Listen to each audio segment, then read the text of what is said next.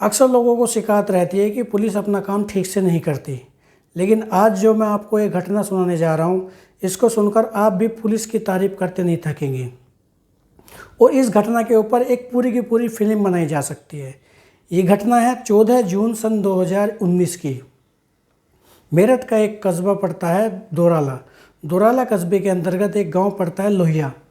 लोहिया गांव के अंदर एक व्यक्ति जिसका नाम ईश्वर पंडित है, उसकी नज़र एक कुत्ते पर पड़ती है।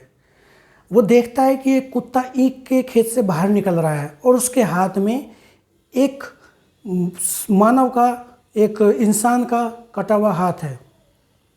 यह बात देखकर वो दंग रह जाता है और तभी इसकी सूचना अपने गांव वालों और पुलिस वालों को देता है।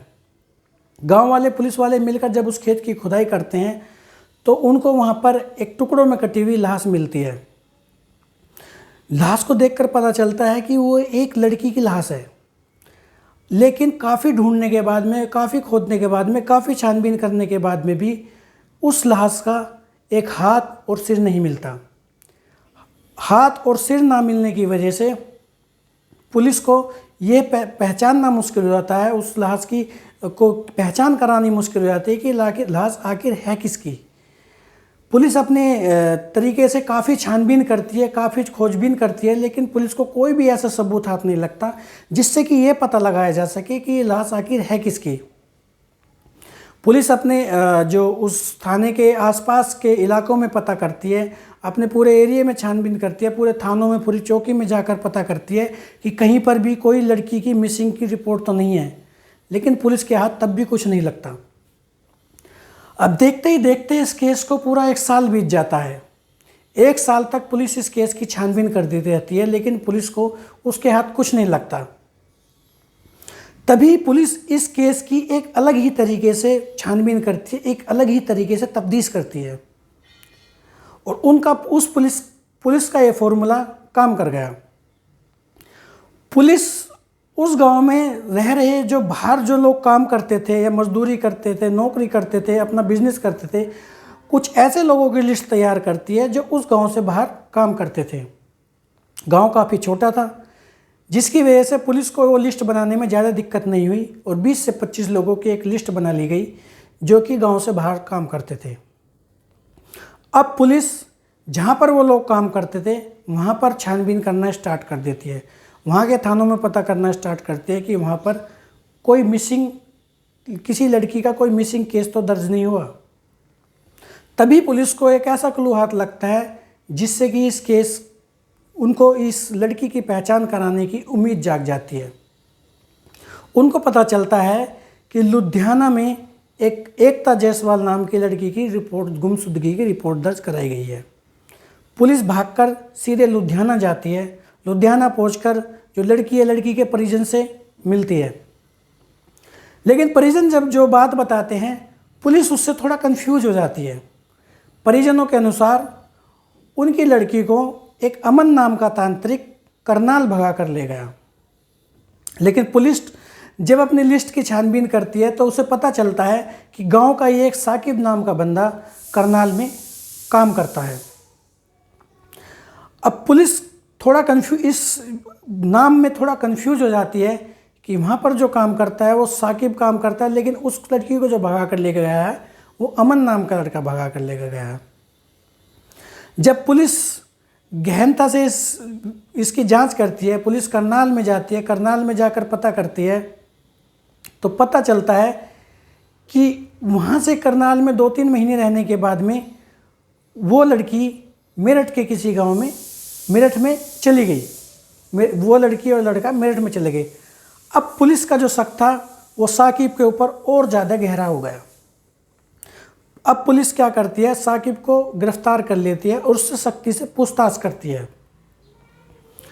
जब सख्ती से पुलिस पूछताछ करती है तो पता चलता है जो साकिब जो बताता है उसको सुनकर आप सभी हैरान रह जाएंगे। साकिब के अनुसार वह उसमें जो लुधियाना में तांत्रिक का काम करता था। एक सादाम नाम का व्यक्ति था जिसके साथ रहकर वो करनाल में तांत्रिक का काम करता था। वहीं पर उसकी मुलाकात एकता जायसवाल से होती है, जो कि अपना कुछ बीमारी होने की वजह से वहाँ पर इलाज कराने आती है शादाब से। तो अमन उस लड़की को अपने प्रेम जाल में फंसा लेता है, शादाब उस लड़की को अपने प्रेम जाल में फंसा लेता है, जो कि अपना नाम बदलकर अमन बताता है। एकता को अपना नाम बदलकर अमन बताता है, जिससे वो लड़की उसको हिंदू समझकर उसके प्रति और ज़्यादा प्रभावित हो जाती है और उसके प्रेम जाल में फंस जाती है। काफ़ी दिनों तक उनका ये प्रेम प्रसंग चलता रहा। उसके बाद में जो साकिब है वो लड़की को अपने घर से भागने के लिए राज़ी कर लेता है और उसको बोलता है कि अपने घर में जितने भी ज्वेलरी और कैश है वो सब इकट्ठा करके ले आए और हम कहीं दूर भाग चलते हैं और वहाँ पर जाकर अपनी दुनिया बसाते हैं। जब वो लड़की अपने घर से कम 25 लाख कैश और जेवरात लेकर आती है तो वे भागकर करनाल चले जाते हैं और करनाल में तांत्रिक का ही कुछ काम करने लगता है। 2-3 महीने करनाल में रहने के बाद में जब लड़की उस पर दबाव बनाती है कि उससे शादी करने के लिए दबाव बनाती है, तो उस लड़की को लेकर ईद के मौके पर अपने गांव आ जाता है। जब वह लड़की उसके गांव आती है तो वो देखकर हैरान रह जाती है, परेशान हो जाती है कि वो उसको अमन समझ रही थी, लेकिन वो तो साकिब था। अब यह देखकर लड़की विचलित हो जाती है, परेशान हो जाती है और उसके साथ रहने से मना कर देती है और वापस अपने घर जाने की बात कहती है, जो कि साकिब और उसके घर वालों को ये चीज़ गवारा नहीं गुजरा, क्योंकि उनकी नज़र उसके कैश और ज्वेलरी पर थी।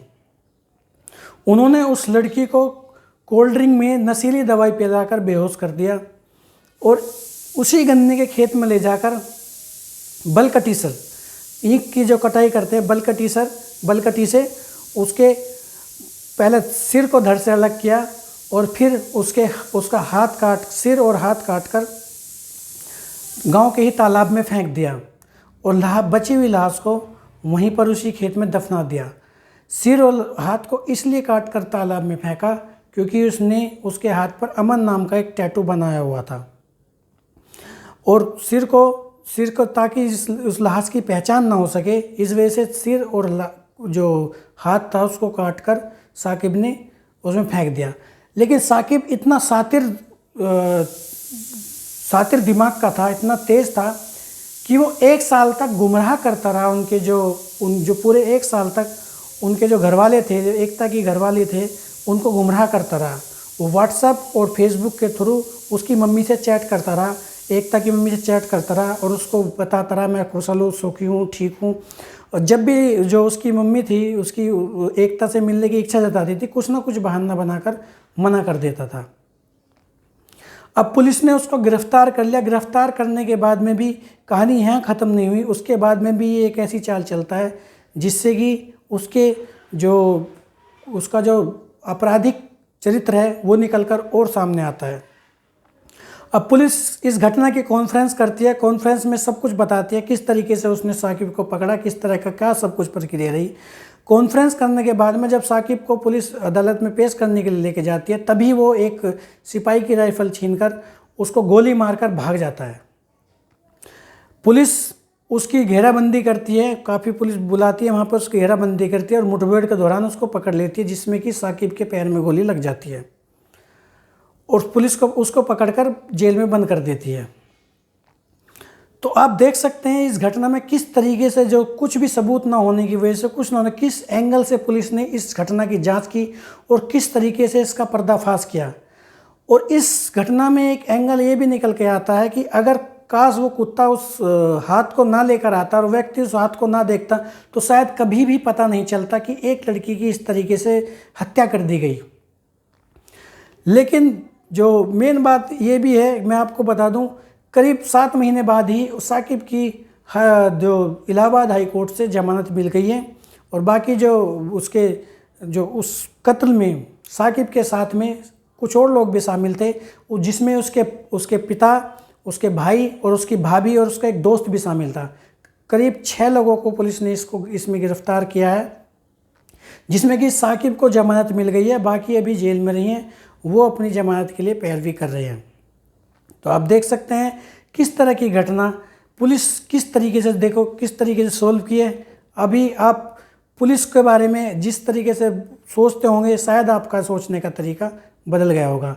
लेकिन ये ऐसी घटना है जिसके ऊपर आप चाहें तो एक पूरी फिल्म बना सकती है। ये एक ऐसा सस्पेंस थ्रिलर था जिसके ऊपर पूरी की पूरी एक फिल्म बन सकती है। मेरा जो मकसद है आपको बताना, ये आपको विचलित करना नहीं है, परेशान करना नहीं है, आपको किसी भी तरीके से भटकाना नहीं है।